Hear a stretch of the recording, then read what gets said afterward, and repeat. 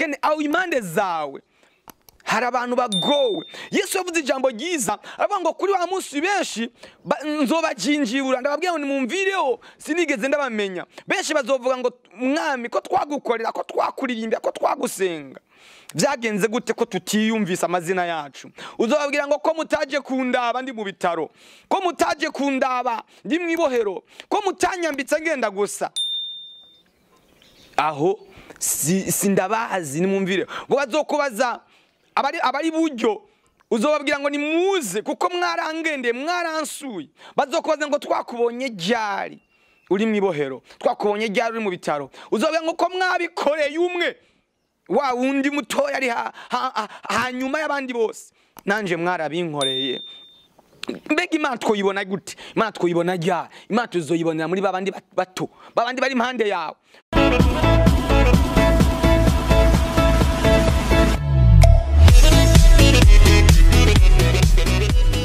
Bwana Yesu asifiwe sana. Ndasuye kubaha kaze muri aka kanya. Tumaze iminsi tuko turasangira amajambo y'Imana meza, inkingi rutura zikomeye zishobora kutwinjiza mu bitangaza by'Imana. Imbere yuko tubandanya reka dusenge. Mana mu izina rya Yesu ndasengera ijambo ku muntu agiye kuryumva rigira ububasha ku buzima bwiwe, rimubere ubuzima, rimubere imibereho, rimuhindura amateka mu izina rya Yesu Kristo.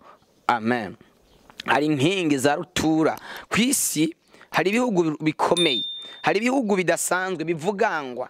Impamvu bivugangwa ni yahe? Nuko bikomeye, nuko vyibitse ko ibintu bikomeye, vyibitse ko ibigwanishwa bikomeye. Turabona ibihugu bikomeye kwisi, igituma byitwa ngo birakomeye suko ari binini cyane, suko vyagutse cyane. Oya, igituma bavuga ngo ibihugu vya rutura nuko vyibitse ko amahinguriro, nuko vyibitse ko ibigwanisho bikomeye. Turabona igihugu ca Amerika kirakomeye. Impamvu gikomeye ni kubera ko gifise ibindi bihugu bidafise. Turabona igihugu c'Uburusiya kirakomeye, kiri mu bihugu 10 bikomeye. Igituma gikomeye ni icahe? Nukubera ko cibitse k'inganda, cibitse k'amahinguriro akomeye. Natwe hari ibintu twibitsemwe abantu b'Imana.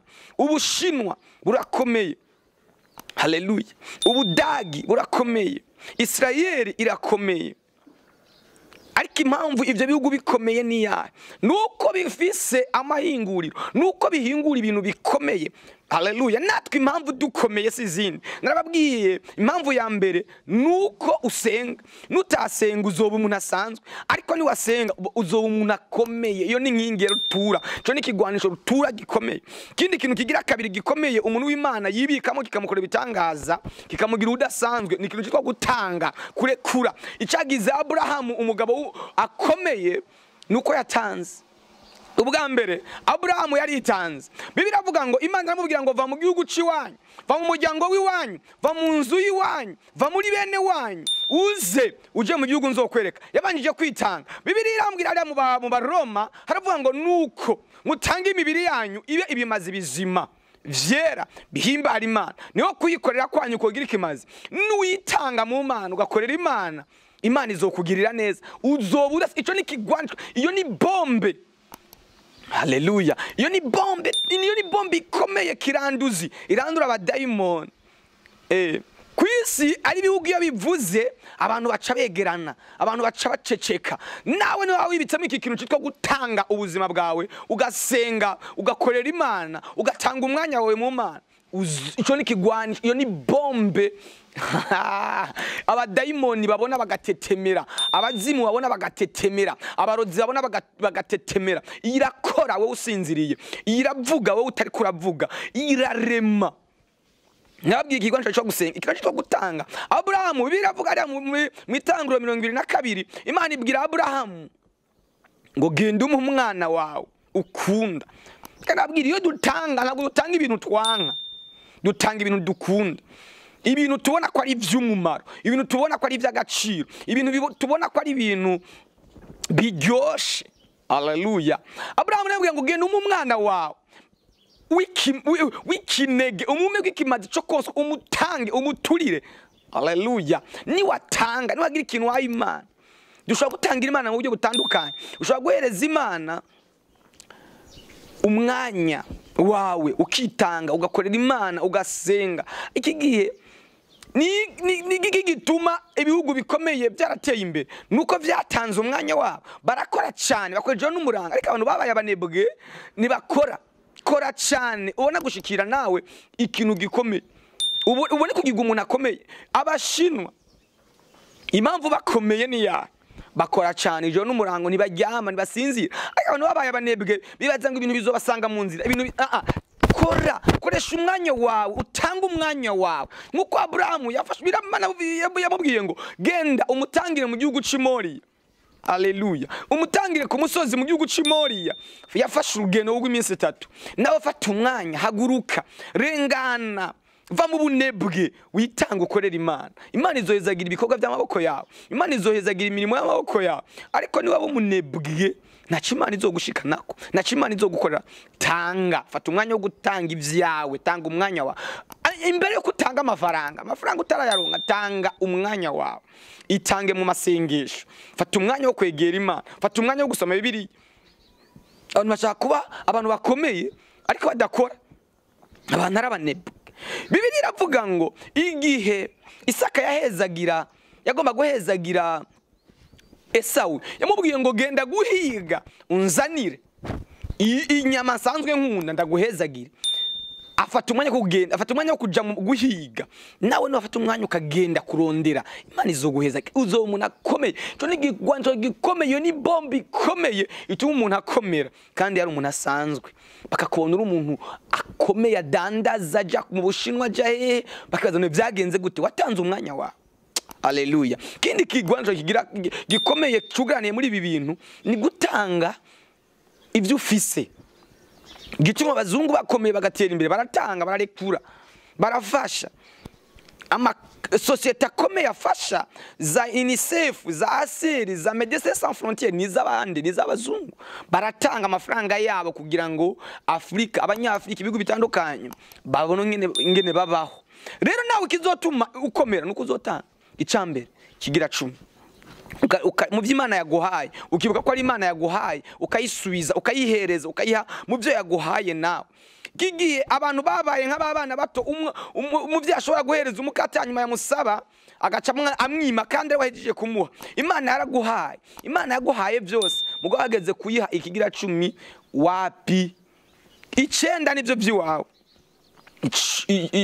kimwe ni c'Imana nutahazwa n'icenda kimwe nikizoguhaza rekura Bibiliya ngo gutanga kuzana umugisha kutaguhabwa umuntu uzoba uri kurahereza nazoja hejuru kukurusha wewe uzoja hejuru kumurusha Haleluya Imana yagomera ko kugira umuntu akomeye ariko rekura tanga rekura ibyawe rekura mu by'Imana yaguhaye ugihe kimwe gusa nutakomera uzoza umvuguruza uvuga ati ibyo wavuze warambeshe nta muntu numwe abo bantu bose ubona bakomeye ba Bill Gates abantu bakomeye batunza bari ku gasongero k'isi nuko batanga nuko barekura nuko batanga ivyabo Imana itugirire neza tanga ibyawe tanga rekura Imana izokugirira neza Imana izoguha umugisha iri ni jambo numva mu mutima wanje kindi kintu tanga amaturo tanga amashikanwa mu by'Imana yaguhaye yamashikanwa Imana izokugirira neza Imana izoguhezagira fasha bakene aho impande zawe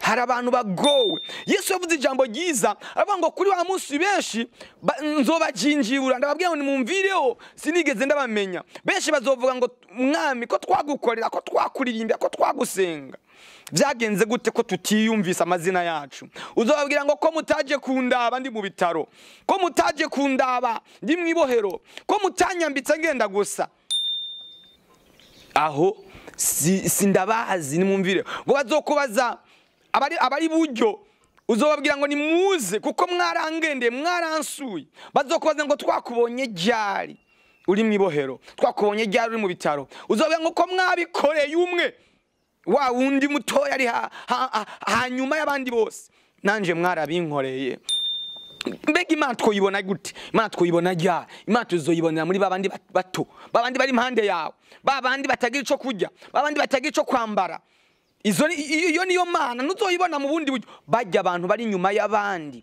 bajya abantu bakengeretse, bajya abantu basuzuguritse, nubafasha nubaha uzobuhaye Imana. Kibazo twagize abantu bahereza abantu bangana, abantu bafasha abantu bazobafasha. Hereza wa wundi atakintu azoguha, wa wundi utiteze ko azogufasha.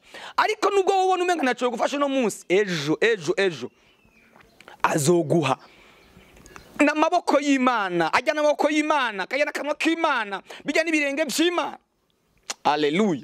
Reka guhereza abantu mungana, reka gufasha abantu mungana, reka kwambika bazokwambika. Oya fasha babandi atakintu bazogufasha. Babandi ubona ko atacu bazoguha. Bashobora kutagufasha uno munsi bakagufasha ejo, bashobora kutagufasha wewe bagafasha abana bawe, bashobora kutagufasha wewe bagafasha umuryango wawe. Ibyo wakoze, ibintu watanze ari umunsi bizogaruka. Bibiliya iravuga ngo terera ibyo kurya byawe ku mazi, uzosubira kwibona heza igihe kirekire. Imana ikugirire neza, Imana iguhezagire, Imana iguhe umugisha. Office cyo watanze ndakubwije ukuri, hari umunsi gigiye kugaruka. Ndabona abantu Imana igiye kugirira neza muri uyu mwaka 2021 kubera ibintu bakoze muri 2020. Tuko twasozera umwaka, reka ukora ikintu kizokuvugira mu mwaka uza. Haleluya, haleluya. Bibiliya iravuga ngo cyatumye Tabita Imana imwibuka ikamugirira neza, nuko yatanze, nuko yarekura, ngo abapfakazi baraza ngo berekane ibyo yarakoze. None uyu mwanya wowe Imana ikwibukira kuki? Ngiki Imana yo kwibukirako, ngiki Imana yovuga ngo uyu hari ikintu yakoze mu bwami bw'Imana, hari ico yakoze mu bakene, hari ico yakoze mu boro. Imana ari kugirira neza, Imana iguhezagire. Niri jambo nagomba ko dusangira muri aka kanya. Iyi niyo nkingi igira kabiri komeye nagomba ko dusangira kuri chaîne yacu yitwa kurekura gutanga. Haleluya. Izogushira hejuru kugira umuntu akomeye kandi wari usanzwe. Imana iguhe umugisha, Imana ikugirire neza. Ngiye kugusengera ugiye ko umuntu akomeye wo hejuru kubwira ikintu ni wakimenya, ni wagisobanukirwa neza, ukarekura ivyawe bizokuzanira ibindi. Terera ibyo kujya bya ku mazi bizoza heza igihe. Hari ibintu wakoze muri kahise bigiye kukugarukako. Hari abantu wagaburiye, hari abantu wambitse, abantu wafashije, hari abantu watabaye, hari abantu wibutse, nawe Imana igiye kukwibuka ikugirire neza. Reka nagusengere, Imana igufashe. Imana mu izina rya Yesu ndasengeye uyu muntu umugirire neza, umuha umugisha ku kintu cyose yakoze, ucibuke nawe umugirire neza muri byose mu izina rya Yesu. Amen.